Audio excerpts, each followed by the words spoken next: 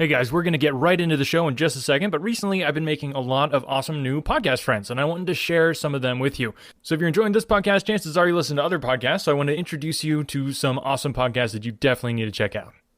In the Dicebox Slam is a Dungeons & Dragons podcast where we mix wrestling and fantasy. Join your hosts, current All-Elite Wrestling Women's Champion, the Native Beast Nyla Rose, Drew, Sean, Will, and me, your Dungeon Daddy Alex, as we spin this tale every other Wednesday on Spotify. You can search for us under In the Dicebox Slam, and follow us on Twitter at In the Dicebox, and use the hashtag Slamcast to join in on any giveaways and on the fun. Do it, or Nyla will find you and put you through a table. Hey Michelle. Yeah. Let's get this promo recorded before the kids run in. Good luck with that. Hey everybody, this is Dino. And Michelle. And we're here with our podcast. We've had a few small changes, but we're still here giving you talk about film, faith, family, TV. Whatever we feel like talking about. And, what do we say? Be decent to each other. Be decent to each other. Alright guys. You can catch us on Spotify, Anchor, Podbean, and all your favorite podcatchers.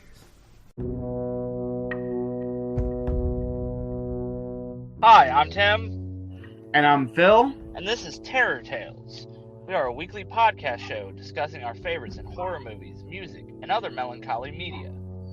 We dive headfirst into the plot, the kills, and so much more. At the end of each episode, and throughout each recording, we sprinkle in some fun facts about the topic, too. We can be found on many services like Apple and Google Podcasts, Spotify, and more. So turn down the lights, lock your bedroom door, and come get scared with us every Tuesday and Friday. What up, y'all? It's your boy Kev, and I'm here on behalf of the Bottom Entertainment crew. And I'm here to talk about that Acting the Donkey podcast, where we talk about music, sports, life in general. But our main thing is talking about music. Old school hip-hop, R&B, soul, top 40, whatever. We talk about it from a comedy perspective that's going to keep you entertained and laughing your tails off. It's fun, it's witty, it's organic, and it's authentic. So sing along and laugh along with me and the crew.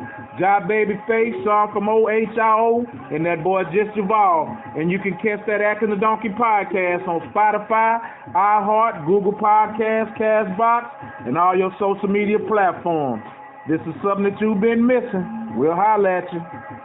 And welcome back to Another World Audiobooks. We are getting here part 2 of The Adventure of the Yellow Face and in the Memoirs of Sherlock Holmes. So, hope you guys are enjoying the story so far. Definitely, this portion of it kind of shows the age of the story, so just keep that in mind. But don't forget the contest. I'm not going to repeat the rules, but you can go to the blog, you can go to social media. I've got it pinned on my Facebook and Twitter as pinned posts there, so you can find the instructions for how to enter the competition and get those 4 free full versions of the Sherlock Holmes audiobooks. Giant package of audiobooks. Hope you guys go ahead and do that, and I look forward to seeing your posts on social media. Without further ado, I give you the conclusion of The Yellow Face. Each time that I saw it, I was some distance away from it, so that it is impossible for me to say. You appear, however, to have been disagreeably impressed by it. It seemed to be of an unnatural colour, and to have a strange rigidity about the features. When I approached, it vanished with a jerk. How long is it since your wife asked you for £100? Nearly 2 months. Have you ever seen a photograph of her first husband? No. There was a great fire at Atlanta very shortly after his death, and all her papers were destroyed. And yet she had a certificate of death. You say that you saw it? Yes, she got a duplicate after the fire. Did you ever meet anyone who knew her in America? No. Did she ever talk of revisiting the place? No. Or get letters from it? No. Thank you. I should like to think over the matter a little now. If the cottage is now permanently deserted, we may have some difficulty. If, on the other hand, as I fancy is more likely, the inmates were warned of your coming, and left before you entered yesterday, then they may be back now, and we should clear it all up easily. Let me advise you then to return to Norbury, and to examine the windows of the cottage again. If you have reason to believe that it is inhabited, do not force your way in, but send a wire to my friend and me. We shall be with you within an hour of receiving it, and we shall then very soon get to the bottom of the business. And if it is still empty? In that case, I shall come out tomorrow and talk it over with you. Goodbye, and above all, do not fret until you know that you really have a cause for it. I am afraid that this is a bad business, Watson, said my companion as he returned after accompanying Mr. Grant Munro to the door. What do you make of it? It had an ugly sound, I answered. Yes, there's blackmail in it, or I am much mistaken. And who is the blackmailer? Well, it must be the creature who lives in the only comfortable room in the place, and has her photograph above his fireplace. Upon my word, Watson, there is something very attractive about that livid face at the window, and I would not have missed the case for worlds. You have a theory? Yes, a provisional one, but I shall be surprised if it does not turn out to be correct. This woman's first husband is in that cottage. Why do you think so? How else can we explain her frenzied anxiety that her second one should not enter it? The facts, as I read them, are something like this. This woman was married in America. Her husband developed some hateful qualities. Or shall we say that he contracted some loathsome disease, and became a leper, or an imbecile. She flies from him at last, returns to England, changes her name, and starts her life, as she thinks, afresh. She has been married 3 years, and believes that her position is quite secure, having shown her husband the death certificate of some man whose name she has assumed, when suddenly her whereabouts is discovered by her first husband, or we may suppose by some unscrupulous woman who has attached herself to the invalid. They write to the wife and threaten to come and expose her. She asks for £100 and endeavours to buy them off. They come in spite of it, and when the husband mentions casually to the wife that there are newcomers in the cottage, she knows in some way that they are her pursuers. She waits until her husband is asleep, and then she rushes down to endeavour to persuade them to leave her in peace. Having no success, she goes again next morning, and her husband meets her, as he told us, as she comes out. She promises him then not to go there again, but 2 days afterwards, the hope of getting rid of those dreadful neighbours was too strong for her, and she made another attempt, taking down with her the photograph which had probably been demanded from her. In the midst of this interview, the maid rushed in to say that the master had come home, on which the wife, knowing that he would come straight down to the cottage, hurried the inmates out at the back door, into the grove of fir trees probably, which was mentioned as standing near. In this way he found the place deserted. I shall be very much surprised, however, if it is still so when he reconnoitres it this evening. What do you think of my theory? It is all surmise. But at least it covers all the facts. When new facts come to our knowledge which cannot be covered by it, it will be time enough to reconsider it. We can do nothing more until we have a message from our friend at Norbury. But we had not a very long time to wait for that. It came just as we had finished our tea.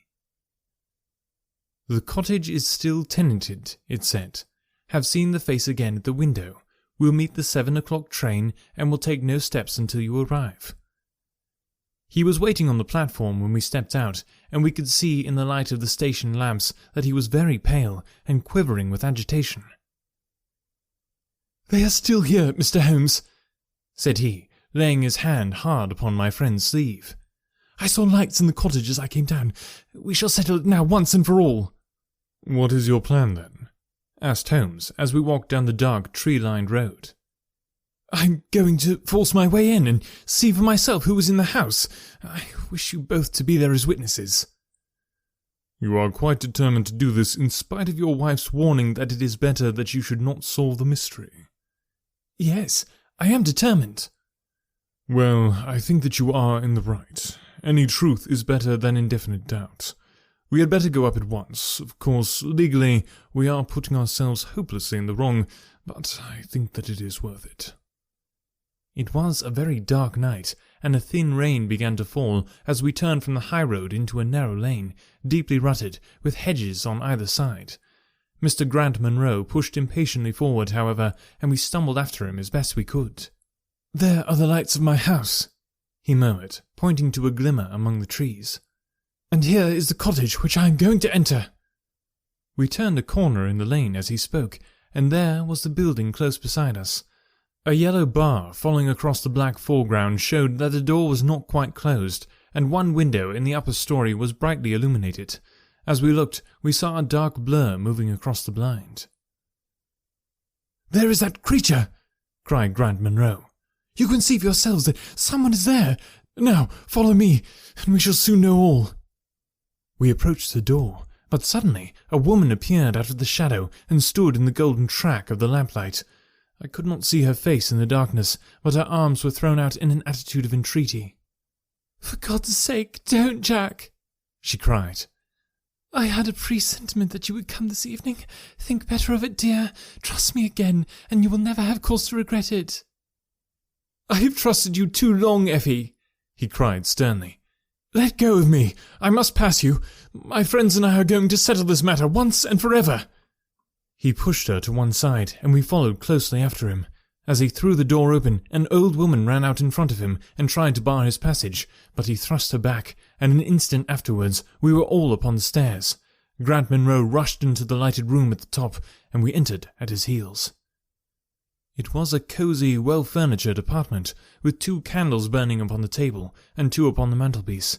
In the corner, stooping over a desk, there sat what appeared to be a little girl. Her face was turned away as we entered, and we could see that she was dressed in a red frock, and that she had long white gloves on.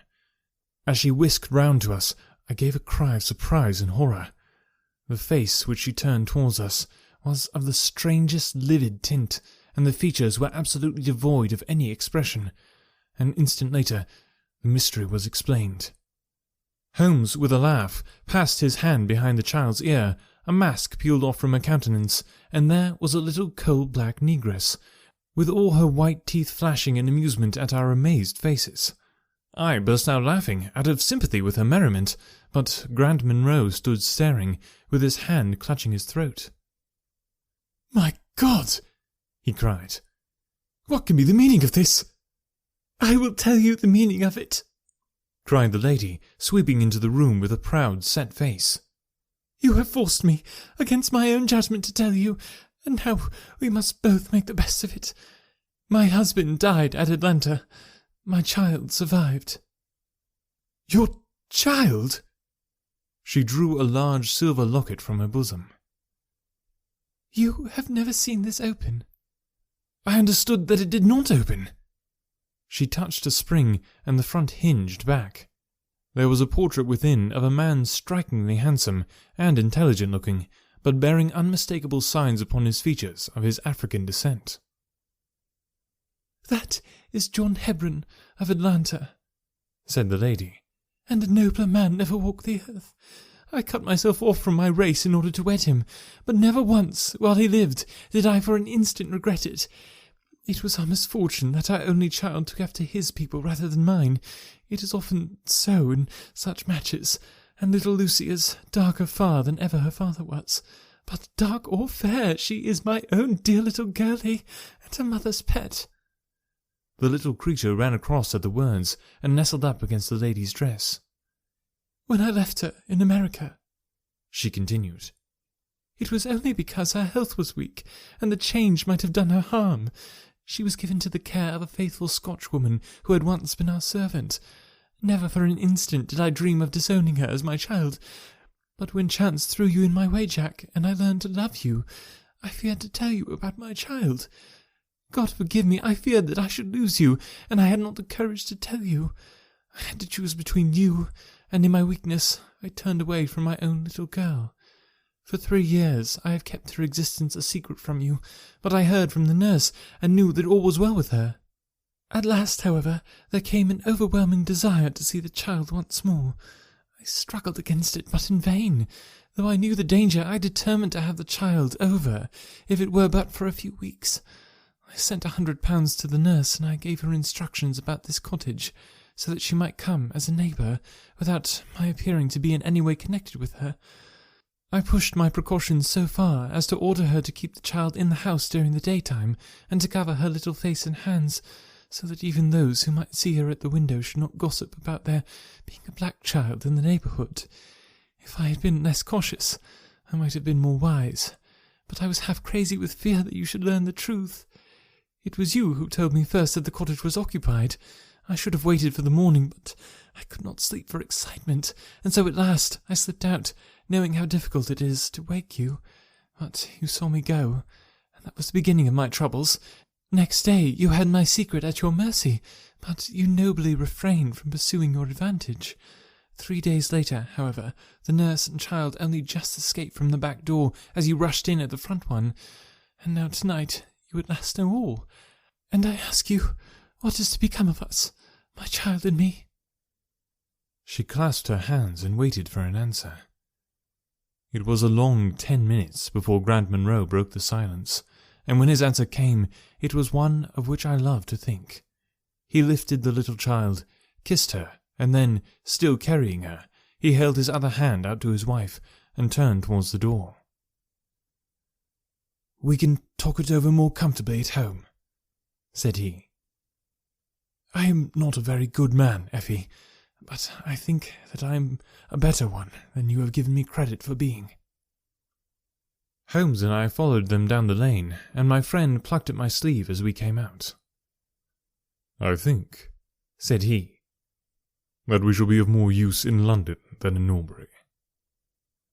Not another word did he say of the case until late that night, when he was turning away with his lighted candle for his bedroom.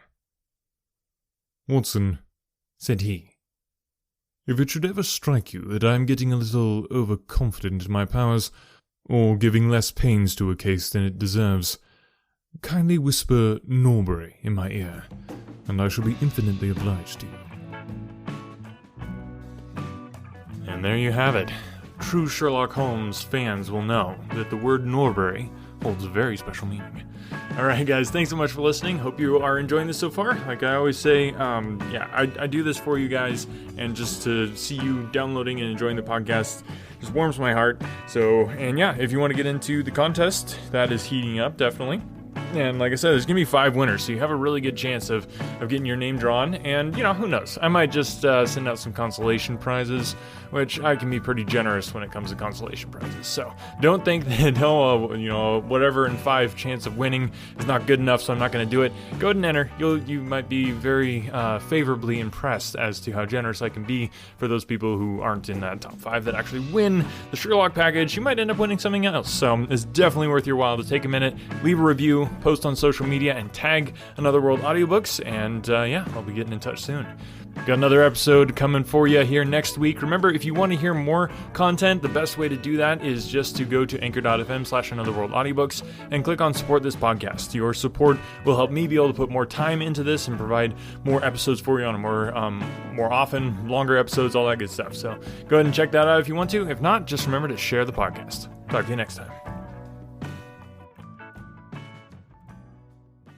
When I was in school, I absolutely hated writing. It wasn't until I was a bit older that I came to understand the power of words. If you're a business owner, you understand that power too. A business blog, when done right, can drive sales, increase revenue, and get you more customers. But as a business owner, you probably don't have the time to do all that writing. Plus, if you're not a copywriter by trade, you might feel like you're just kind of throwing words out there and they're not actually accomplishing anything. The good news is, there's a simple solution. Check it out. I call it the ultimate blog post checklist for businesses with online stores. This checklist will allow you to write better, more effective articles that convert readers into buyers. It's full of easy-to-follow examples to get your creativity flowing based on experience of nearly 1 million words written, and best of all, it's effective on any type of article in any industry or niche. I've successfully used this exact checklist on topics from pool table reviews to investment advice. Tired of spending tons of time writing stuff that doesn't convert? This checklist will change that by giving you highly effective blog posts and articles that transform readers into paying customers. Go to invicta.enterprises/free checklist and start saving time and transforming your writing now. That's invicta.enterprises/free checklist.